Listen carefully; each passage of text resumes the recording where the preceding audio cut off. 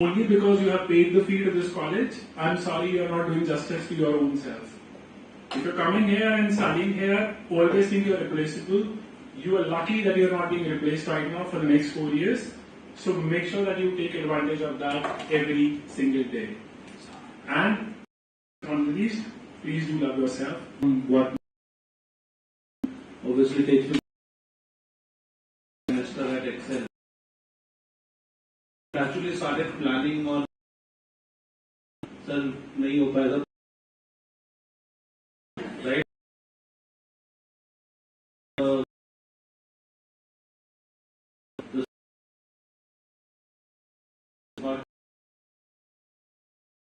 answer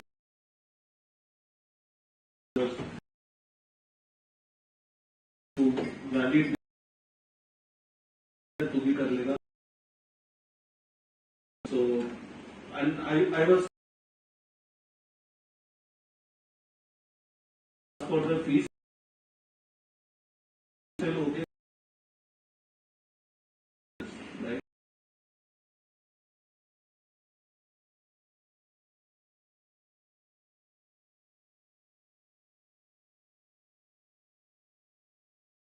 I thank both sets of my friends to say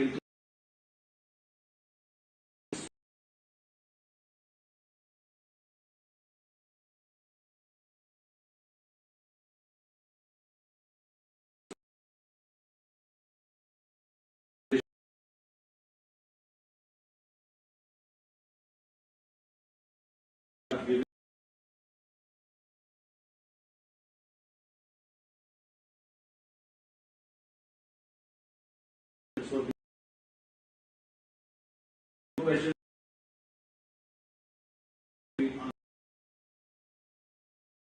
survive you only beyond you have to figure out your own problem some of them you need to learn to overcome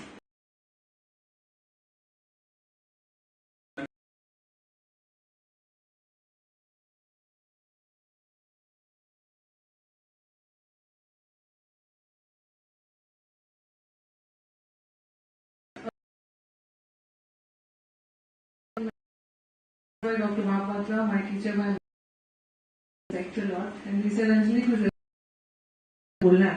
So I don't like looking into the dictionary. होता क्या है यार?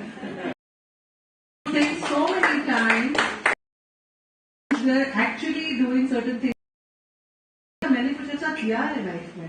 I would like to do something life, but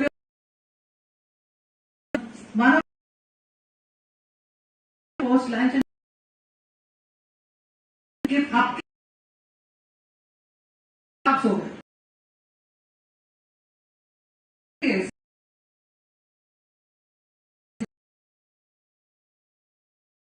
Coming back to this, I've actually collected which I've never shared. The biggest thing in my life.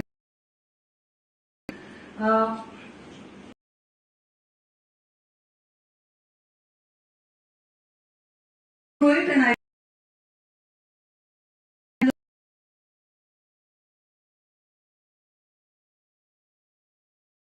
हम लोग कई बार ये वो hit नहीं किया. So whether you ran fast or slow, it important today is your you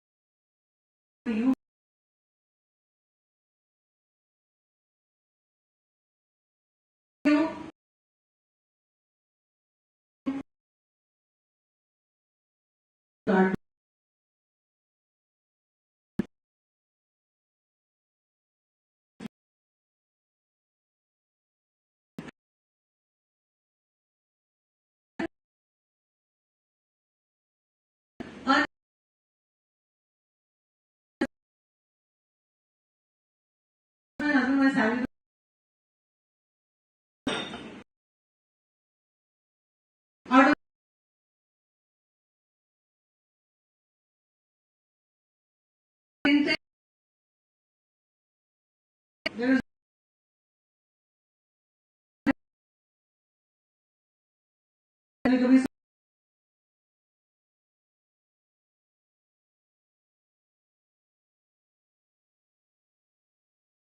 I have not for the sake of pregnancy. So when you are thinking,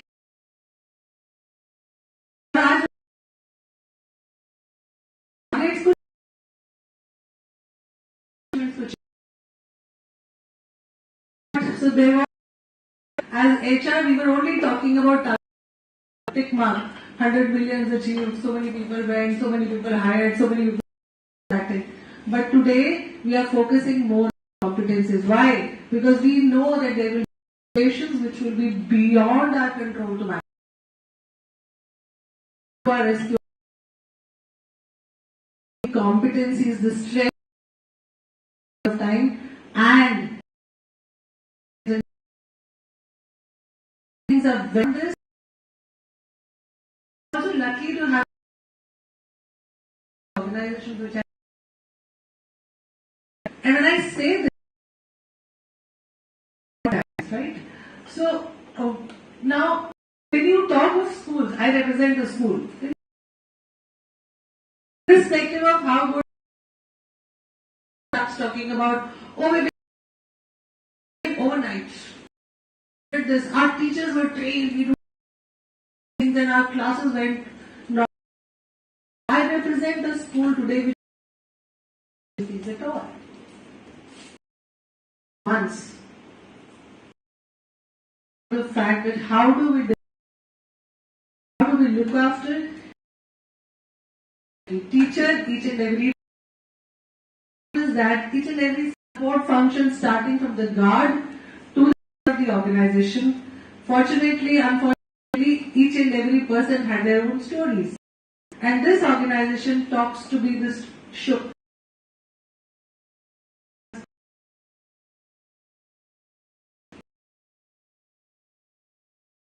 Subro Suri passed. Now, the option of sitting by things that which I very proudly want to share about this organization. We're talking about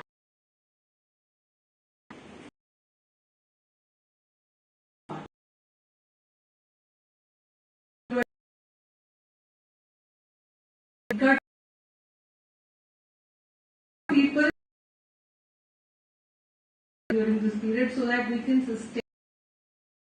This organization said, let us make sure that each and every peer, each and every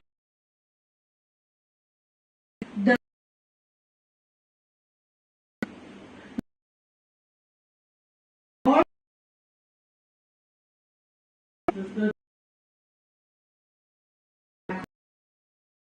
options, either to sit like about the situation, Didi and Bhaiya, like being able to as a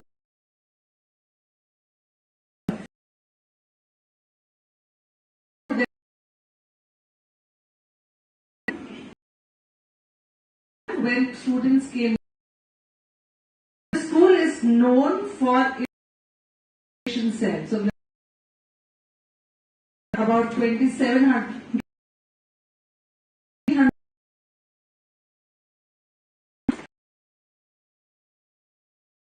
classes for students was a very easy thing.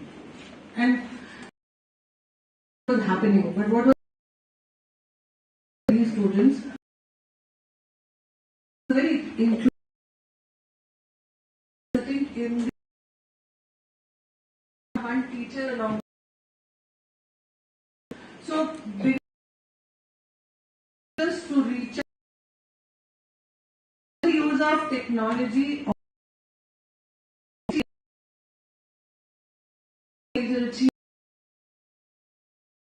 important thing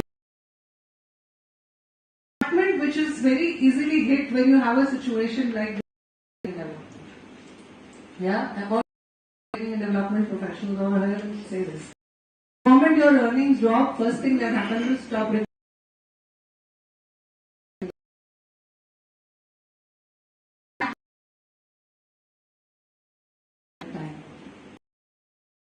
came up and wrote librarians wrote library manuals. Us were made to write manuals, to write systems, and we created a whole lot of document which was exclusively STEM.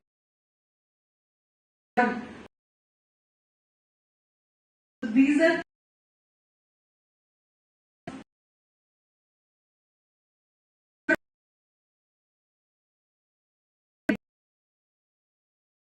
intent was not easily. Set of parents having problems.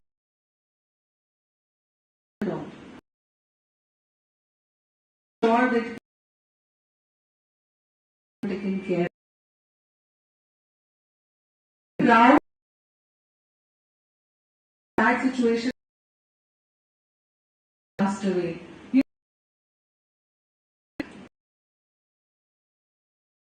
Of the students to the teachers. 8 lakh rupees for that teacher's fund. There was a task force that was, and this is how we have done still studies.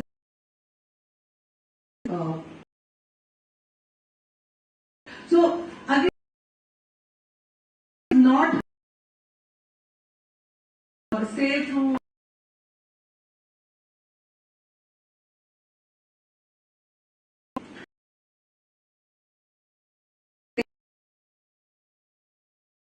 the time that were made to make sure that teacher was attended by our council. We have a big counseling, and these 20 people representative have connecting with people to the in such situations. It's that we have one is that we are back to our rote learning. There is a board over there. It is called interactive board. This is interactive in the classroom. Our online classes, which the school moves, is way too high. There is a huge. There is creative situation that we are in.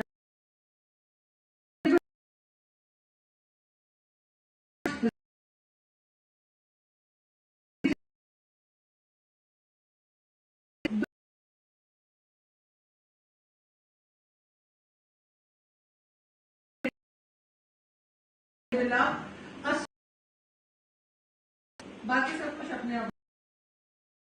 If you know how to run, तक तो लड़ी लो. So अब जीत is that you are able to. Is that you are not defeated. The victory in its. Then everything. Thank you so much.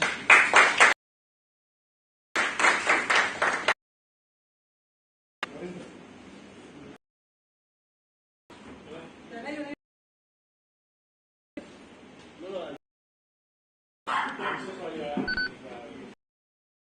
Sorry.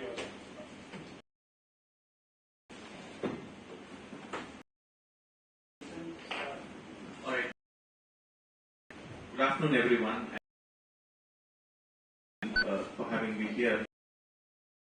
I've been listening to a lot of stories morning. Really enjoyed, really learned. I would also have simple stories too, and these about my life, also for bad ones. We call Porto headquarters organization.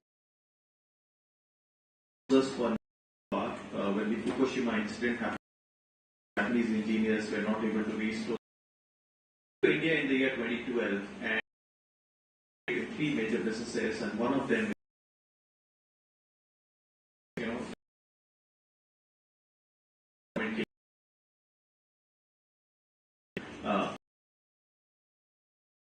was one of the key areas.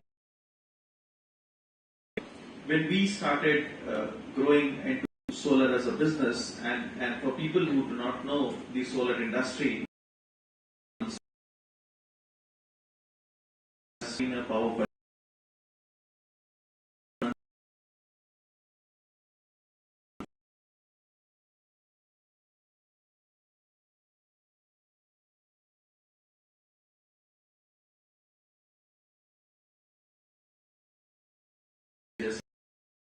This is a 250 megawatt where we Fortum as a company, we have always believed in welfare of people, whether it's our own people. Contract workmen are hired, and to develop this 250 we had hired around 200 contract workmen. And we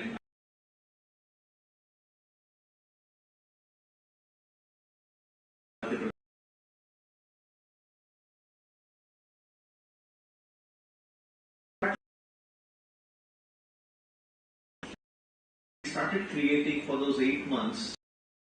This labor colonies, we thought we should do creating kids also from, and then they would work with these people in the evening, and then also they would go to the movies in the evening, encourage them safe practices so that there is no injury and all. Time, it was only during COVID we realized that something that we did was something that has helped us. And within those 94 days, we did not have a single COVID case reported within those 1,200 contract workmen who were staying with us. Wow, that's And I think that's something that we really are proud of. The plant came up at time. We're very happy that and if you study electricity very closely, you would see that because it was a peak summer season coming up, so the peak demand also increases. So when you have promised your customer that you would start delivering electricity, it's also your moral responsibility to contribute to the nation's development.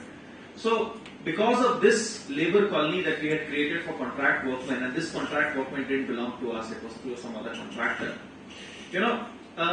At times when people, there were always, one or two people who would create nuisance there. They would go out for their pan masalas and all of that. And then, there were times when we were depressed, कि ये क्या हो रहा है? इस एक के चलते हम सब परेशान हो जाएंगे. I remember a story which one of the contract workmen who had come from Mednipur, he told me. He said, and he used to speak in English and in Hindi and Bengali mix, but then I'll explain it to you in Hindi. He said, कि sir पहले ना 9 planet होते थे, आजकल सिर्फ 8 planet होते हैं. So I said yes. तो अमेरिकन की कोई एजेंसी थी जिन्होंने 9वें प्लैनेट प्लूटो को एकदम बाहर कर दिया, बोला नहीं आप आज से आप प्लैनेट नहीं हो, आज से आप बाहर हो. ठीक है, तो क्या सर प्लूटो ने अपने आप को अपना अस्तित्व मिटा दिया? प्लूटो आज भी एग्जिस्ट करता है. आज हम उसे प्लैनेट नहीं मानते हैं, बट उसका जो काम है वो आज भी कर रहा है. तो इररेस्पेक्टिव हम में से यदि 1 या 2 लोग इस रूल्स और रेगुलेशंस को फॉलो करें ना करें, हमको प्लूटो की तरह बनना है. चाहे लोग हमारी बात माने ना माने, हमें एज एन इंडिविजुअल अपना काम करते जाना है ताकि हम दूसरों के लिए एक समस्या ना बने. So that is something that an inspiring story that I learned from a contract workman who had come from Mednipur, which I will never forget in my life. That we should become like Pluto, even if the world doesn't believe in what we believe in. It doesn't matter. We should continue to do the work that we have been doing all throughout. So that's something that I was really inspired from. And then I think more than anything else, what important lesson that we could learn during that time is continue to do the good job. And it's important that we start looking at the people at the ground level. We worked a lot with the people at the workforce, and it's time that this young generation, when they come up, they start looking at the bottom of the pyramid people as well. So, as an HRs, while we continue, we should work for our employees, but we should also look at the people who are bottom of the pyramid. There are a lot of things that we could really. This is one area which is still, untapped. there's a lot needs to be done at that level as well. So what we are going through, maybe they are going through 100,000 times more than us. So it's important that we reach out to that level and we start working with them. We recently, started people who are grassroots, grass cutters into our solar plants, the security guards, or the people who come to clean our modules. We have started giving them spoken English training now, so that at least we believe that they should not continue to cut grass throughout their life. If tomorrow they have to move to a next level, it's important. So we've started calling them, bringing in, their families, started giving training to them. And now these people also had kids who were going to relatively good schools in and around our area. So we hired an agency who taught the kids of these grass cutters on how to learn basic skills of MS Word, MS PowerPoint, because the schools started giving them assignments which they had to make PPTs and all of that. So we brought in their contract workmen's kids and started training them on small things like how to run how to make a PowerPoint PPT, how to use Excel, how to make Word, and then help them so that they could add some value to the society at large. So this is something, and then this is one incident, as I said, I can never forget. So after marriage, 1 month, my wife was here and I was there. But then I remember, as long as it was for a greater good. So it really makes me proud that 94 days we didn't have a single COVID case reported there, and we could save those 1,200 lives. Thank you.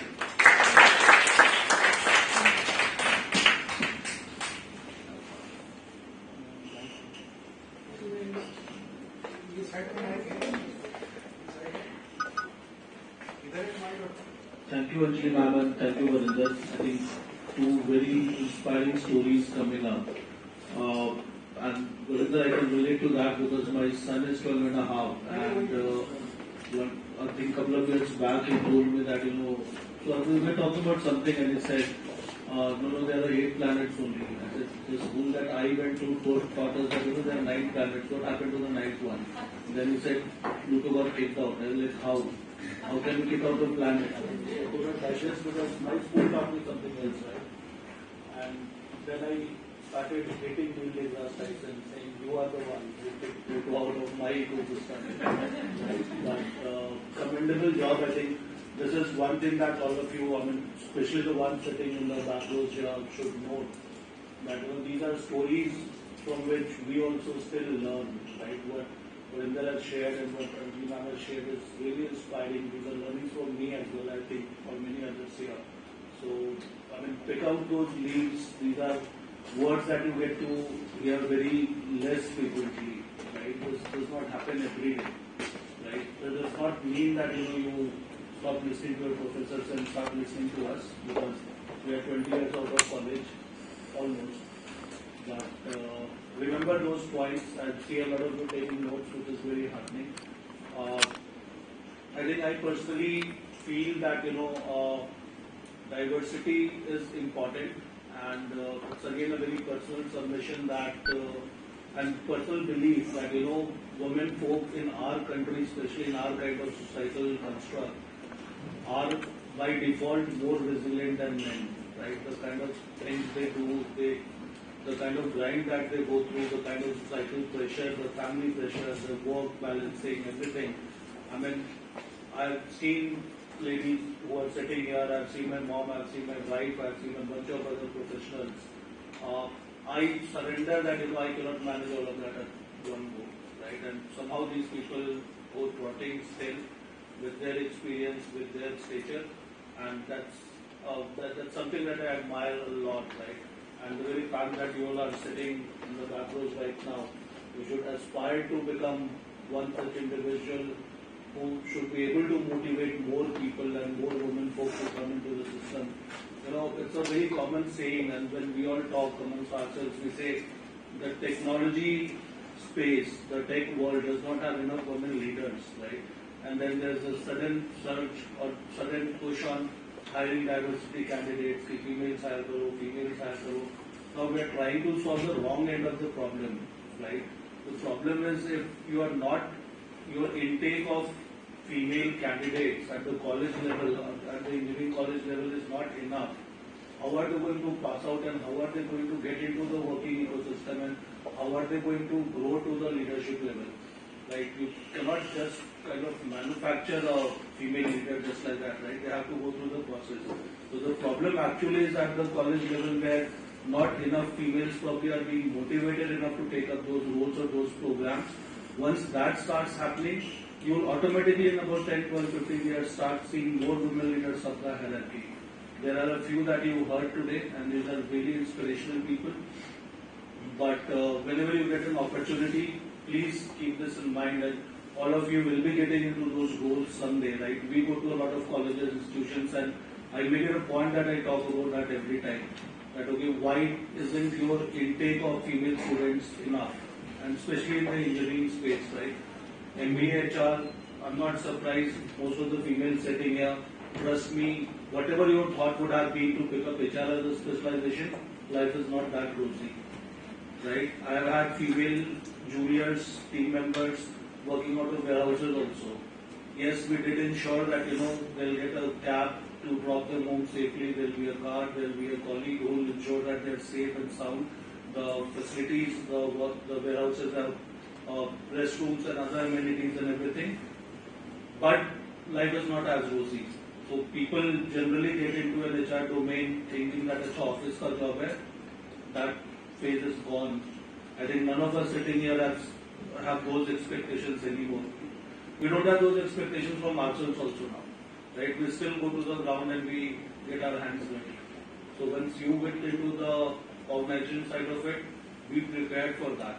And if you fail, you will fail to motivate more people to go take that route.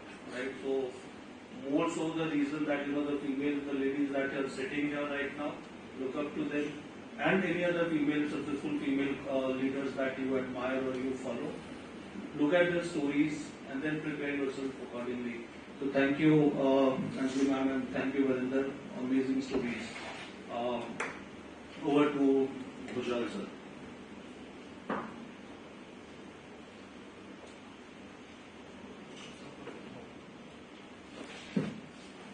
Yeah, thanks, Pranay.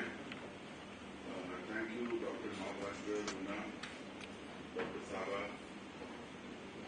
for bringing me here, listening to some great thoughts, great leadership thoughts, and very, very apt discussion because this is more about life skill than a HR competency. It is very natural.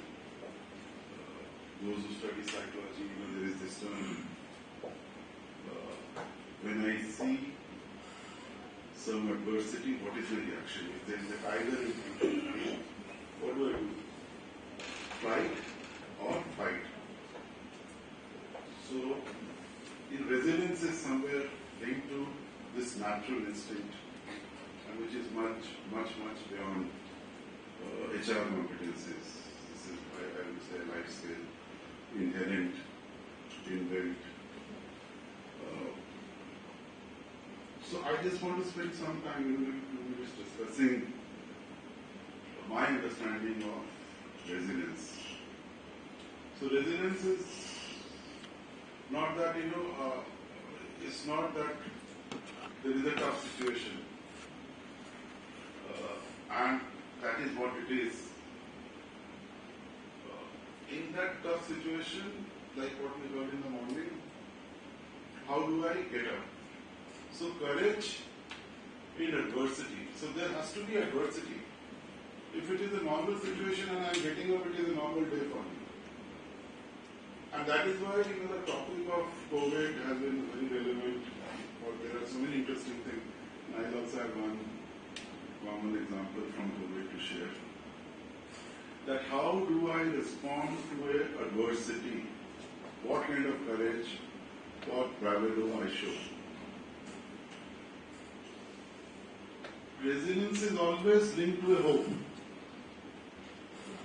So there has to be hope which will drive me to do whatever I do. And it can be driven by fear or it can be driven by hope. But ultimately I want to get out of it, If I don't do this, I will perish. So out of fear I respond. I have to do this. I must get into the big four. For those who want to be consultant here. And it's powerful feeling, and that's hope. And there's the adverse situation that the job market is down and out.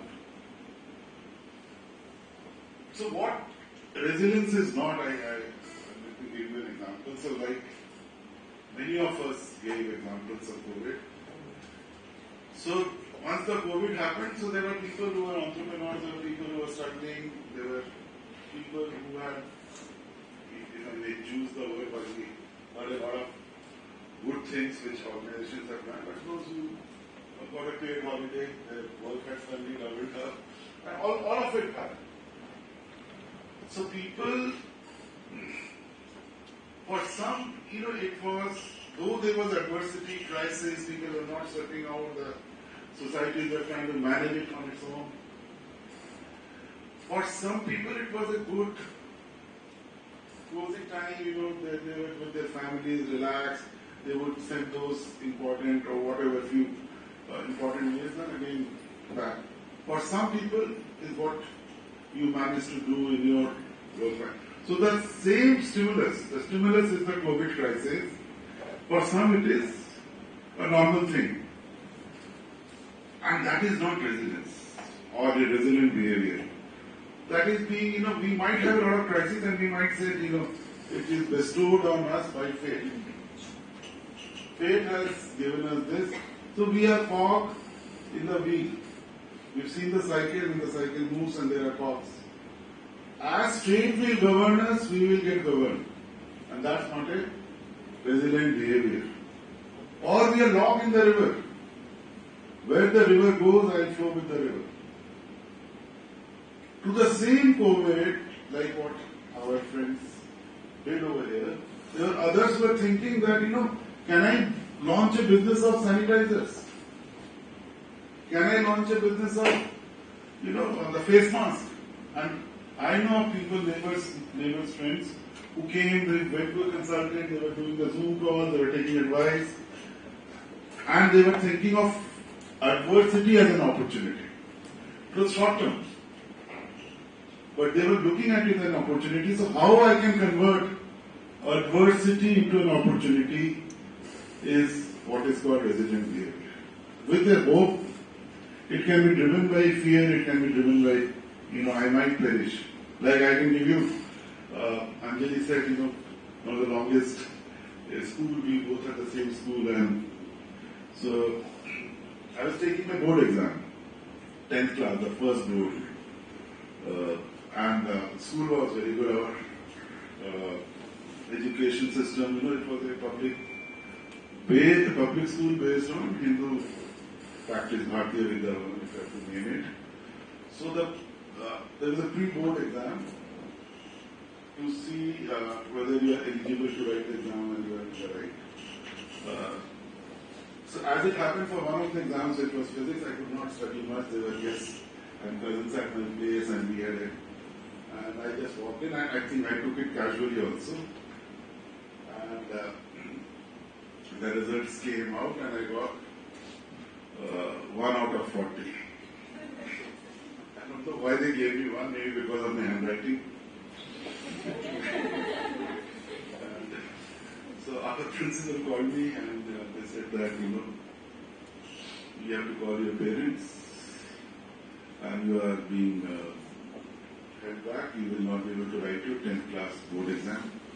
And for me, it was a life-shattering experience that, he's being, I will be held back, and how will I go and show my face to my family and my friends? So I just started pleading with my principal that give me one chance. And please don't tell my parents. Please take a retest. And I think I'll do something. Please give me one chance, and I promise you I will deliver. And I was full of fear that. So finally, the principal agreed. It was one of the most adverse situations. It's so powerful memory. that I'm recalling it right now. And I was full of fear that if I do not do well, I'm thrown out of life, my whole life system collapses. I did not know that analogy of if you are given a lemon, drink your lemon. I thought कि तो खत्म हो जाएगा सारा. I'm 10th class, it's a very impressionable age. And I studied physics almost like literature. Trust me, when I was given a chance, there was somebody who was absent, he was also to take the retest, I was to take the retest. I read that book cover to cover. And I just kept reading it. Because I was so scared that I can't bear. And then I went and wrote that exam. The results came, I was holding my heart. While I thought that I must have done well, I was holding my heart, and as luck would have, I got 40 out of 40.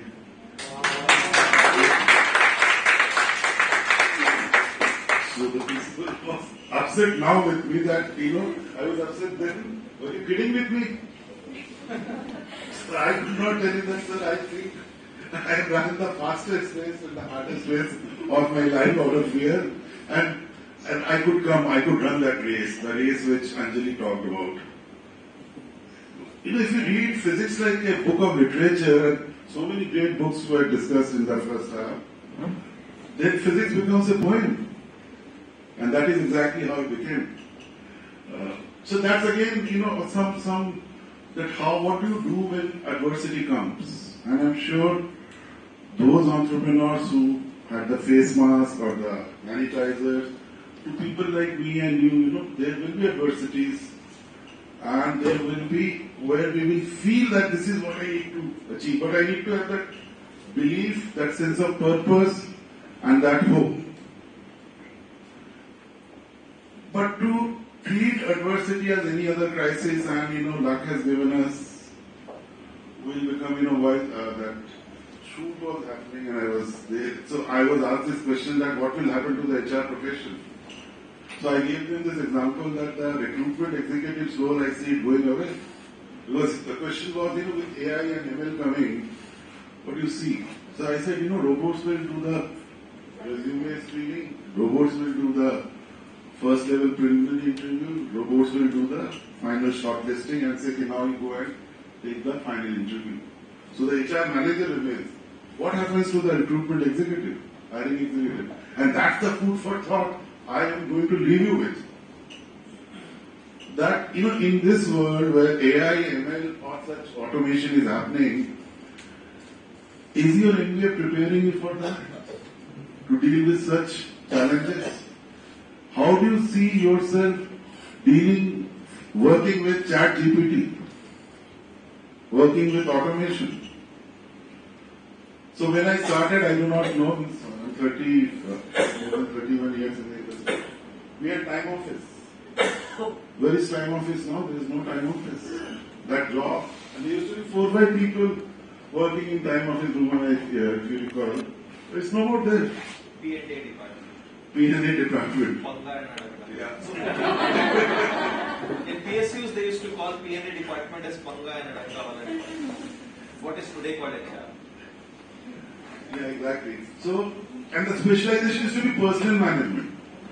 That part is over. I was also telling them this example that, when my father worked, another thing about resilience, it is not resilience but change management. He worked in one company, joined one company, retired from the same company. When I worked, I may have worked in 7 or 8 companies. When my daughter goes to work, she will have at least 4 or 5 careers. So that's how I see it. It is not going to be the same career like her father had. Like I will not have the same company like he had. So are you prepared for that? That's the question you need to answer. And that's where you need to develop that resilience. Upskill yourself. Think out of the box. Think what will happen to HR 5 years down the line. And you will be just 2-3 years in the job. Yeah? And I think you had so many good inputs coming. Thank you all for this opportunity. Thank you.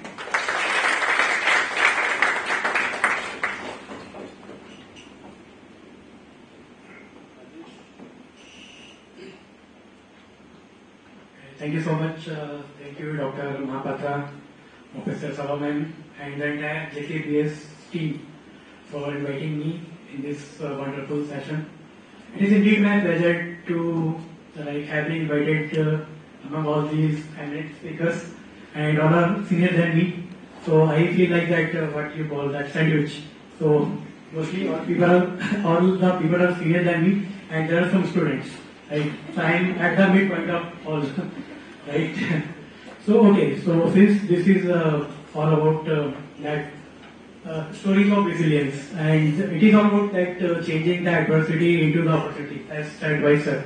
So I have a very small story, okay, and I'll wind up with that only.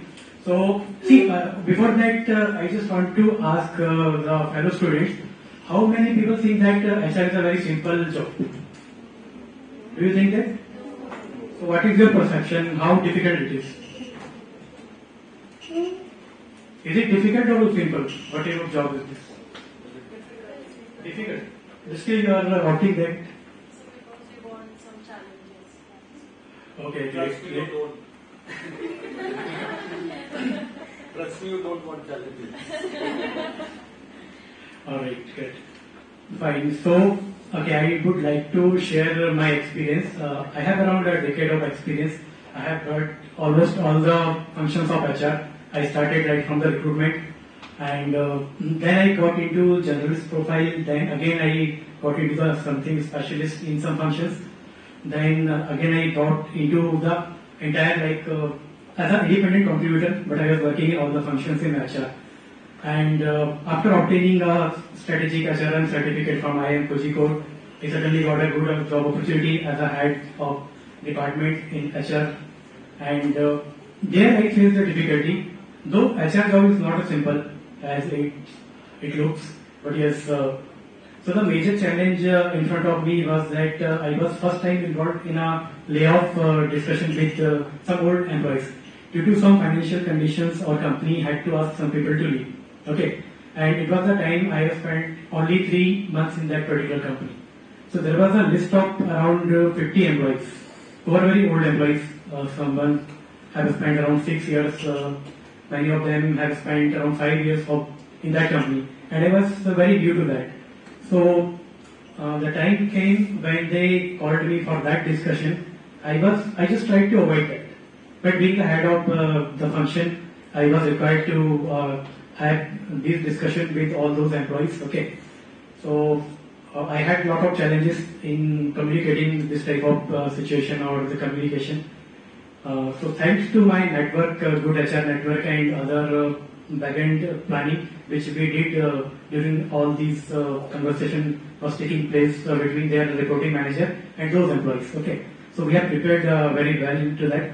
So I had a lot of fear while facing those old employees to say that we are not in a position to give you the further employment and you have to leave. Okay. So we have created some situations for them, we also provided some outplacement services, and through my network also I have floated their CVs and all. But still I was very fearful how their reaction would be when I will speak to those people. Okay, and finally the time came when I had to sit with all those people in a group, around 50 people were there, all those old employees. And I have to clearly communicate with them that due to some unfortunate situation, the business and that gone down in our company, and we are not able to sustain you people in the system. So you have to put your resignation, okay, and you have two choices: either you have to serve the required notice period, or you can also leave the same day because we don't have that workload, and we will compensate you. Okay, so. We had done a lot of brainstorming among our team members also, and with founders and reporting managers of those employees. Okay, so finally, due to lot of with lot of hesitation, lot of fear, I was able to communicate with them, and the only thing was that the communication, and we have adopted a very empathetic approach. So no one among all those 50 people. Not a single person has done the counter argument with us. Okay, and they have peacefully listened what was the situation. We were able to communicate the problem with them, and finally they agreed. Some people had opted to go immediately, and some decided to serve the notice. So best thing was that how we turned that adversity into the opportunity. As I said, I floated their CVs to my network of HR professionals. So around 50% of people had already placed till now. So that was the achievement. So that was the opportunity out of that adversity. And rest are those are serving the notice. So they are into the process. So this is all worked. Thank you, Rajesh. I think that was very insightful. So, two thoughts that I gathered from Mr. Ghoshal and Rajesh.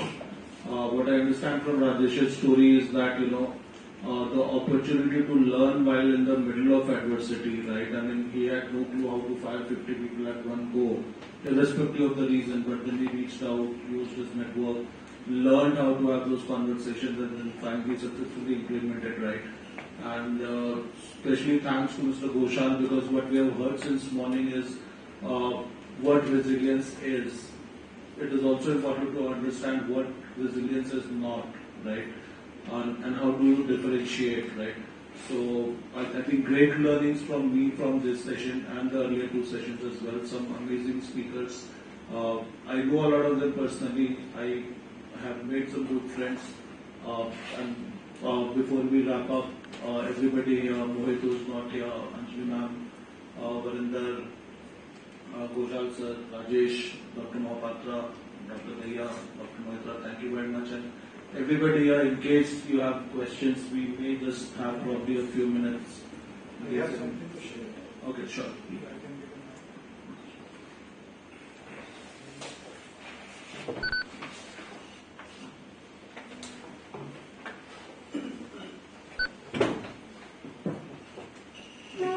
It's a good opportunity to thank you all, that is one. But then while listening to Rajesh with so much of passion that he had this difficulty, he did not know what to do, I was reminded of one of my situations. I had joined as a faculty with the Xavier Institute of Management, and suddenly one management development program ended up there that we were to train at that time in India, energy regulatory commissions were just coming up. And our sector reforms started with Odisha, right? So the first power sector reform was in Odisha. Odisha Electricity Board got privatized. Okay, then the Energy Regulatory Commission came there. And the Energy Regulatory Commission was supposed to be trained in negotiation skills. And this job came to me. I had to design an MDP for them and to train them in conciliation and arbitration skills. I had no clue because until that time, as a personal manager of Raurkela Steel Plant, my reach was up to conciliation. Teaching conciliation, practicing conciliation, I was a good conciliator. And probably that is the reason why, people came to know about me, about the conciliation skills and all that. But then arbitration I had never done. So, but anyway, when these books normally do not tell exactly what is the internal capacity. I'm sharing some secret with my students. Okay, they say that we can do this, we can do that, assuming that the faculty can actually come up with this challenge. So when I was given, I had come from industry, I was coming with the experience of 17 years under my belt. So the director thought that I can do it. So the job was given to me. And I was also thinking, my mindset was, shall I give up and admit that I can't do it? That is not the correct thing to do, so let me do it. So I started searching for what kind of a case study I will use to teach them. You see, sometimes it happens, I was in the library, I saw Freedom at Midnight, that book by Larry Collins and Dominic Lafayette, who was talking about the partition of India. Then I suddenly recalled that partition of India was negotiated. And I said, there is no greater story of negotiation than the partition of India. Okay? How Mountbatten prepared to negotiate with Gandhi, separately. Mic ko kya ho gaya? Mahatma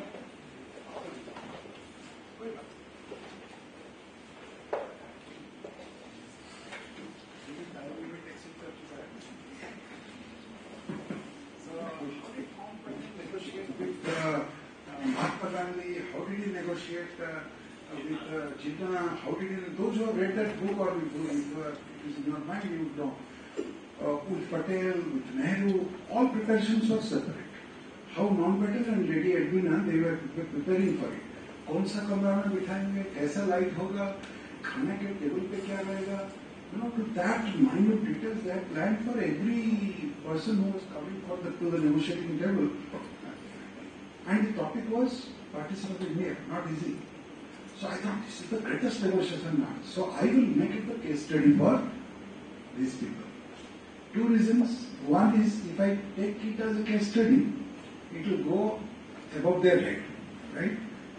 So they are all senior people, The chairman of the Energy Regulatory Commission is a senior IRS officer, Indian Revenue Service officer in the rank of secretary. And the other members are chief engineers and people of that line.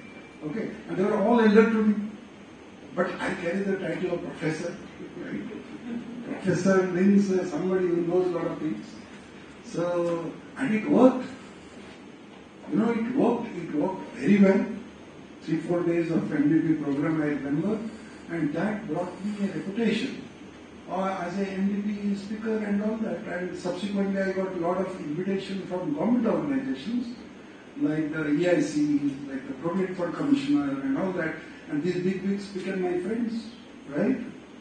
So, thank you. You just rekindled that thought in my mind. So it is not impossible. Just you have to think, and something will occur to you and then you will be able to get out of that. So I got the opportunity, this is a selfish way of getting the mic in your hand to just stand. What do you do?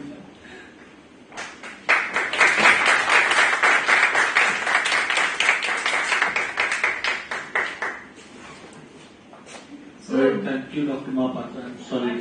In case anybody had any questions to any of us, you can name or you can ask general questions. Otherwise, over to ma'am.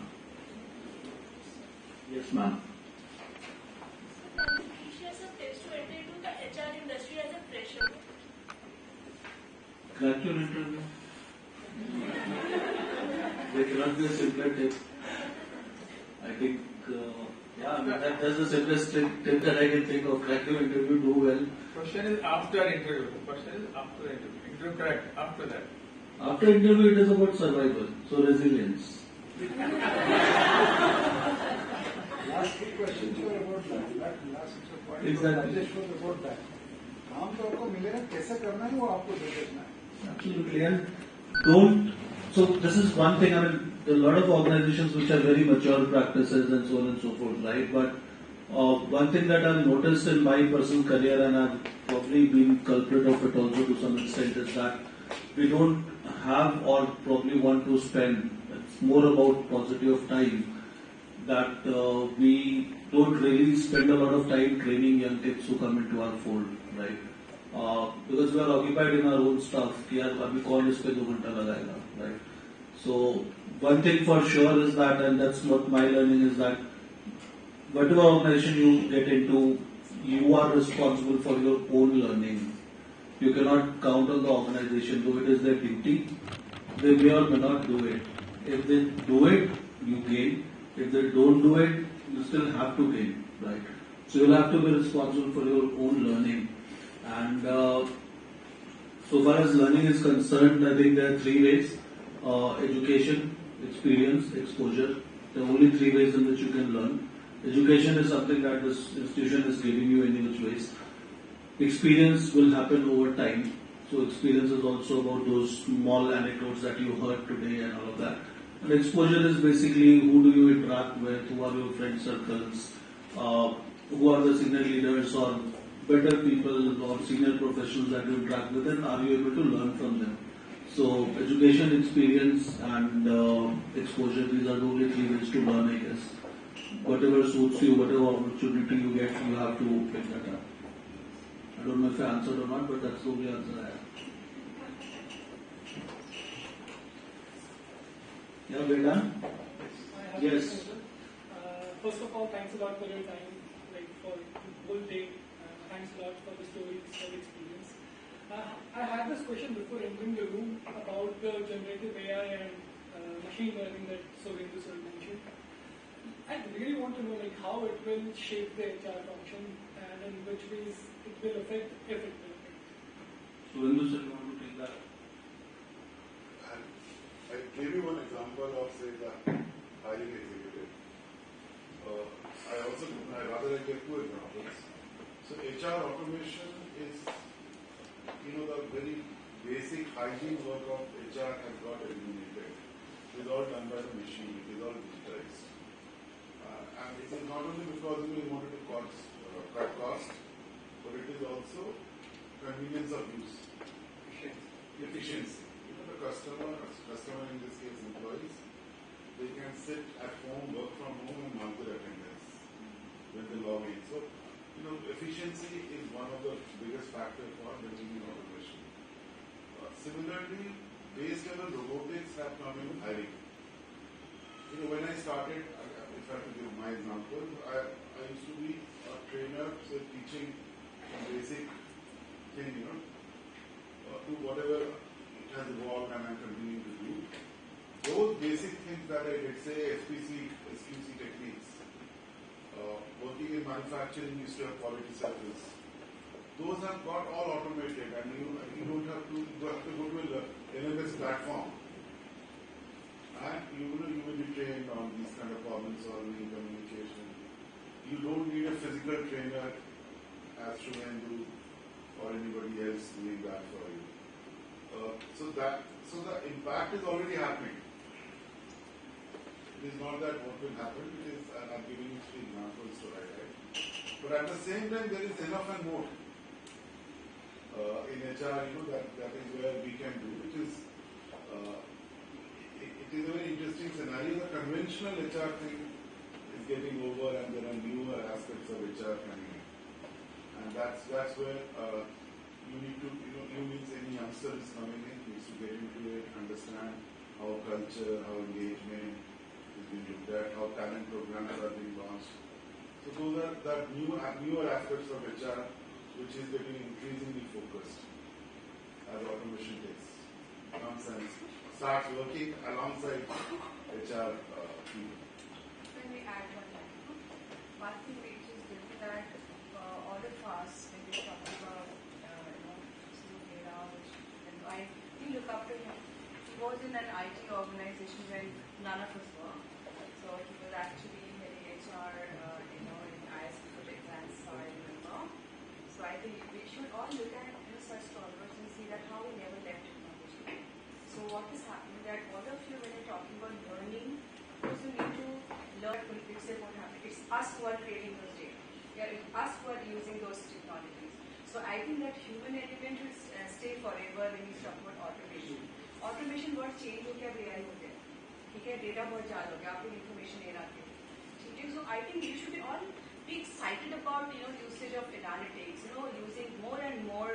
Because in this world today, what is the biggest problem when it comes to people in the organizations using technology is the disconnect among people. So that disconnect was what? Just to wind up, one thing for sure will happen, as Shubhendu and Bruna ma'am and Engineer rightly said, is that, so currently there are 10 roles, they'll come down to 2 roles, right? And that will happen eventually, maybe 5 years, 10 years down the line, but that will eventually happen for sure, right? That's also 2 reasons. One, that a lot of people who are developing those platforms right now, it's more of a fad kicking in, right? So people are not really aware of what they are creating. When I meet somebody who comes and says, okay, I've got a recruitment tracking platform and it's a machine learning based platform or an AI based platform, I ask them simple questions saying, अच्छा decision tree use किया है, NLP use किया, and they don't have an answer. So it's basically an algorithm that they have written and they are selling it as AI, but eventually that will evolve, right? The earlier point I was trying to make is that those 10 roles will come down to 2 roles or 3 roles probably, but somebody will be doing those 3 roles also. Right? And at the same time, I think new roles will be created. New roles also will be created, absolutely. So the main point here is how do you keep yourself relevant for those 3 roles? Right? If you have to learn AI, learn AI. If you have to, I used to struggle with dashboards because I never had the support system in some of the organizations where somebody could create dashboard because that team had their own deliverables. I learned Python myself. मैं खुद लिखूंगा, right? मुझे macros लिखना भी नहीं आता था किसी टाइम पे.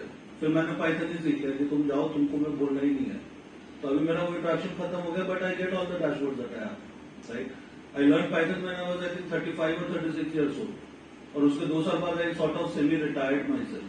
कि अब मुझे काम ही नहीं करना. I came back to the industry again because I could not sit idle. Right? But that learning did not go away. I still use that. Right?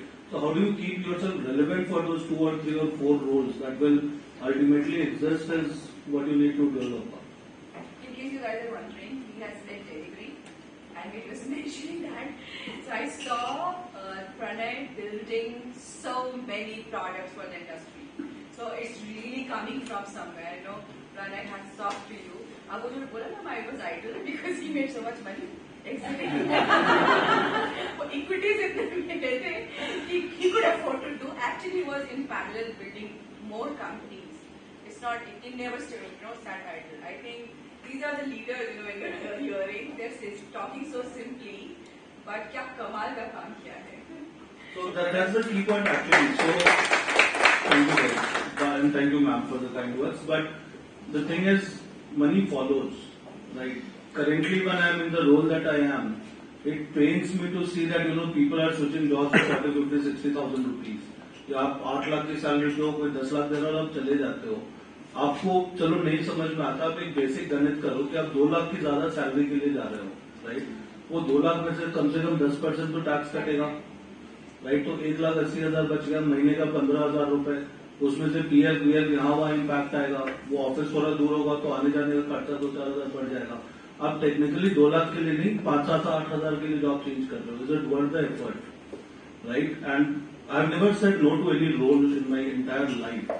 मेरे को रिक्रूटमेंट करा ली लोगों ने, मेरे को एचआरबीपी करवा लिया, मेरे से एचआर ऑपरेशन करवा लिया. 10 साल के एक्सपीरियंस के बाद भी मैंने जमीन पर बैठ के अपने टीम मेंबर्स के साथ एम्प्लॉयज की पर्सनल फाइल्स पंच करी है, right? That was not my place to do it, but since my team was doing it, we had a deadline. I also did that, right? And I think this was already highlighted a couple of times in those sessions that we had upstairs. Is that running after money? I mean, you are motivated by money. There's nothing wrong in that, right? Ultimately, what matters at this stage also for me is what hits the bank, right? Being motivated only by money is the problem, right? So if you end up doing good work, right, money will eventually follow. So what if it comes 2 years later? You'll get your due, right? वो बोलते हैं ना ऊपर जाके क्या आपको दिखाना है, ये हिसाब किताब यही हो जाता है, ये हिसाब किताब ऊपर नहीं जाता है यहाँ से. So whether you are getting that money now or 2 years from now, but also is important, it is something which my first CEO told me at Reliance Retail about 15-16 years back, is that when you start your career, there are 2 ways in which you are compensated. One is your learning and one is your earning. Right? Sorry, I just bashed it. Sorry,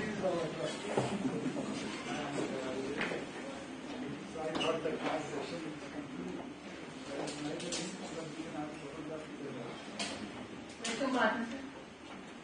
So as I was saying, there are only 2 things.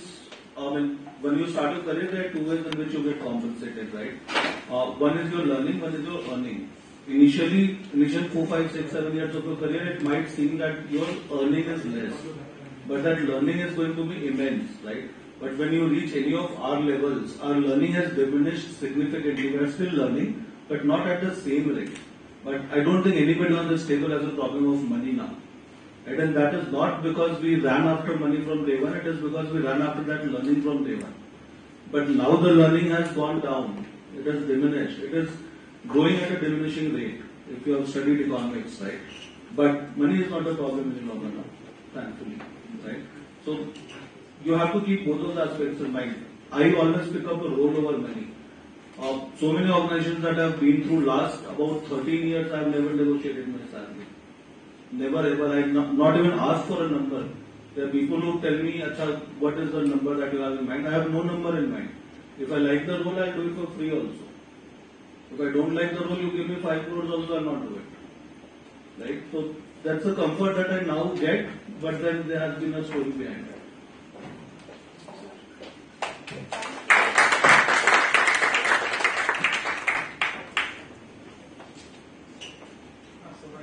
We're done, ma'am.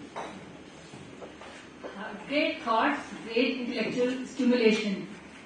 I am overawed, just overawed. I believe our speakers deserve another round of clapping.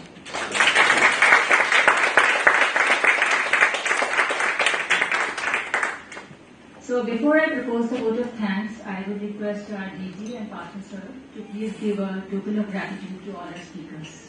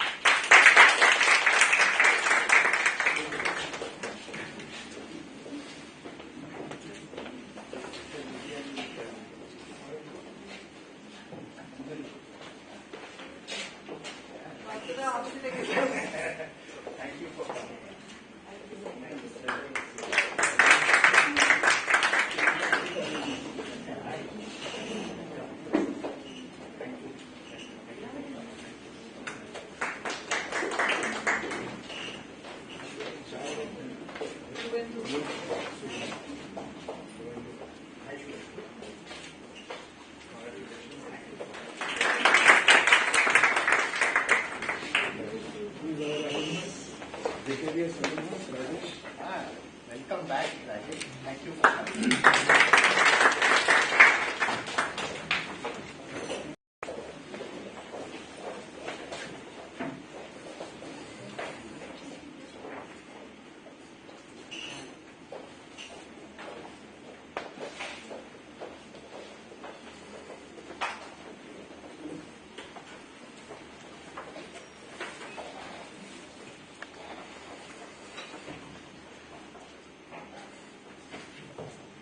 Thank you, sir. I am indeed thankful to all the honored representatives for being with us and contributing efficiently to make this event a grand success. I must say that your creative ideas and suggestions are worth pondering over. I, on behalf of my entire team, want to sincerely acknowledge the efforts of all of you who came forward and contributed to this event. My sincerest thanks goes to Dr. Runa, who worked tirelessly to bring together all of you under one roof to discuss and deliberate on this very important topic of resilience. My heartfelt gratitude to our DG, Dr. Mahapatra, who has encouraged all of us to partake in intellectual deliberations. To our Dean Ma'am, Dr. Richa, for her unwavering support. And thanks to all the faculty and staff for making this event a big success. Last but not the least, and most importantly, thanks to our student officers who have really worked hard and proved that they are ready to take on the corporate world with a bang. Yeah? Thank you so much, everyone. Happy conference. Thank you.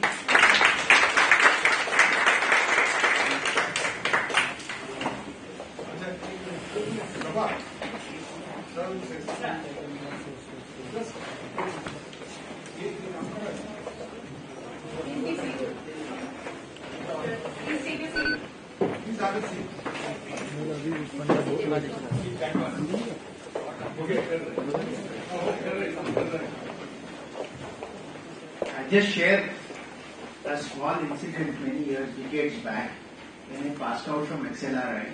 My first job was with Indian Aluminium Company in Belgaum. I was posted in Belgaum. So when I went there as a fresher, I had no work actually. There were 1,000 people working. And there was no work from morning till night. So every day I used to go to my office, talk to everybody, generally hang around, do nothing, and come back. So at the end of a week, I decided I must do something. So the first thing that I did For those days, Harvard Business Review has to have an executive summary. So you had all the summary of all the articles inside on the top. So I used to make a photocopy of that and circulate that amongst all the executives. They are all the senior managers and all. Plant head was Dr. Sarangi, who became a managing director of Indal. Many of them became my colleagues subsequently at the Aditya Birla Group because Indal was bought by Indal. So when I started doing it, everybody said, why is this guy circulating it? So I wrote a small mail to all the executives, and we had almost 500 executives, that we're going to have a weekly quiz. So I am circulating this, and I'll send a quiz at the end of the week to assess whether you have understood the articles or not. And so I started doing it. Fortunately, I had a boss who said, do whatever you want, generally some initiative. And then it became very popular. Everybody started looking for that Saturday quiz, and everybody would call me on the intercom and say, "Mera result kya? Who is number one? Who is number two?" And politically, I did not declare the results. Always, I said I will declare the result at an appropriate time over a period of many weeks. When I do this, I will give a final report. So these guys used to call up, "Ye mera kya hua? Mera kya hua?" So that was one. The idea is that how do you engage yourself as in the HR profession. The second thing which I did was I started, we had a lot of management trainings at that time, somewhere from IIT and all that. So we started coaching for workers' children for competitive exams. So IIT coaching started on the campus. It was actually full, house full actually, it was getting overloaded. So we used to teach. Then what we said, that weekends are very boring. So every week we started having this Sunday morning brunch in the club, and a group of 4 executives have to present on a particular topic, which was say quality management. And they would be given an X amount of money. They'll go buy books, whatever they want to buy, and they present every Monday. That was again houseful because everybody used to come. And then in the evening, kya kare? So music class shuru kar diya. I used to teach guitar. Another colleague of mine used to teach piano, and so children who wanted to learn music, they came and attended these programs. In a span of a month, everything became as if we knew each other for the last 20 years. And the buying of the people was very high. The buying of the workers was far superior than any money can buy. Because at the end of the day, the decision was being taken by the wife at home, not the worker in the shop. And in a span of 2 months, I was in a position I could do anything I wanted. If I said right, the whole organization will look right. If I say left, left. That was the influence. That influence did not come because I was a boss over there. I was actually a management trainee. But the act that I did and the work that I did, and I created tremendous amount of work because that was my work, to get people together to work in a constructive way. At the end of the day, when one fine day I decided to leave because I was getting bored in Belgaum, there was nothing. Today it is beautiful, but those days Belgaum had nothing. So every weekend, sometimes wherever I had time, I used to go to Goa, take a bus at night and early morning reach Goa, spend the day in Goa and come back. Or go to Bangalore. So after about 8 months, I wanted to leave the job. And when I was I went and told my boss that I want to leave. He was very disappointed. Obviously, it happens. There was a lot of dragging, you're doing a great job, you go back to Calcutta, we post you back to headquarters. It was Indian Aluminium Company, headquarters were in Calcutta. You would be surprised that at the end of the day I was leaving, those days you had narrow gauge. That Mirage line was narrow gauge Mirage to Bombay, and I was coming to Bombay. I had more than 3,000 workers standing in the railway station to see me off. Half the ladies were crying and the children were crying. They are still in contact with me. Many of the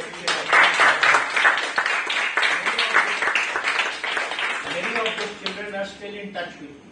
Some of them went to IITs, they went to various areas. They are still in touch with me. They have become parents now, but they still remember those 8 months of intensive thing which they were fully engaged. The whole plant was engaged.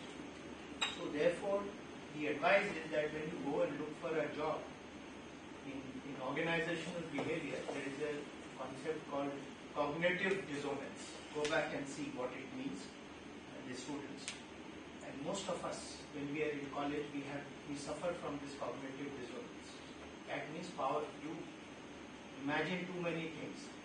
You want to be the chairman the next year when you go and get to work, but when you walk into real life, the gap is huge, and then it is a disappointment that you face.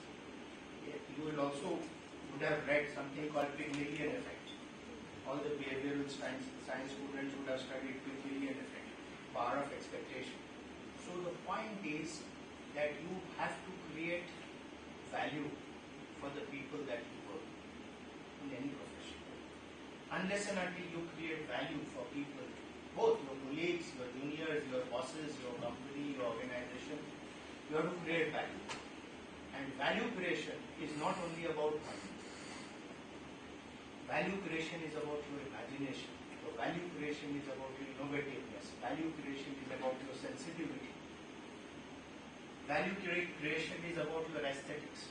If you have nothing else to do in your organization, talk to your HR guy and say that I want to beautify this place with plants, and you just do it. The point is that you must be perceived as somebody who adds value to the organization that you work for. As long as you will do it, there will never be a problem. The issue is most of the time we expect too much, and we do not have understanding of our own self. That cognitive dissonance, that is the difference between what you think and what others think you are. And therefore, study Johari window very well. It will give you some inputs about your strengths and weaknesses, and most importantly, putting your best effort, work with genuineness. You will always do well, because India is going to grow irrespective of which government comes and stays for next 50 years. So you are on a roll. If you study well, if you are a learner, and if you are hardworking, you will never have to look back. And always remember, grass on the other side always looks greener. So don't jump jobs for 500 rupees, 1,000 rupees, 2,000 rupees, 5,000 rupees. First 5 years you have to learn. Okay? Because the minute you enter into an organization, it takes 2 years to settle down in an organization. And if you are a performer, you continue to work for at least minimum 3 to 4 years. But if you are not a performer, on the 3rd year you will go, because the organization will realize that you are not worthy. So therefore, stick, work. Money will come. Big money doesn't come by hard work, by the way. Big money comes by fate. And therefore, don't chase money. Keep an ambition, keep an open mind, work hard.